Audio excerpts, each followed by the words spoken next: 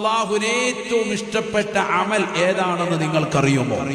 ഖാല ഖായിലും മിൻഹും, ഉടനെ സ്വഹാബത്തിൽ നിന്ന് ഒരു വിഭാഗം ആളുകൾ പറഞ്ഞു അത്രേ, നിസ്കാരമല്ലേ റസൂലേ, സകാത്തല്ലേ ഹബീബേ.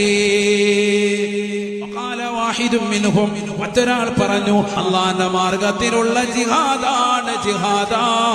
ഫഖാല റസൂലുള്ളാഹി സ്വല്ലല്ലാഹു അലൈഹി വസല്ലം, അല്ലാഹുവിന്റെ റസൂൽ പറഞ്ഞു, നിങ്ങൾ പറഞ്ഞതല്ല മറുപടി. അല്ലാഹുവിന് ഏറ്റവും ഇഷ്ടപ്പെട്ട അമൽ അൽ ഹുബ്ബു ഫില്ലാഹ് വൽ ബുഗ്ദു ഫില്ലാഹ്.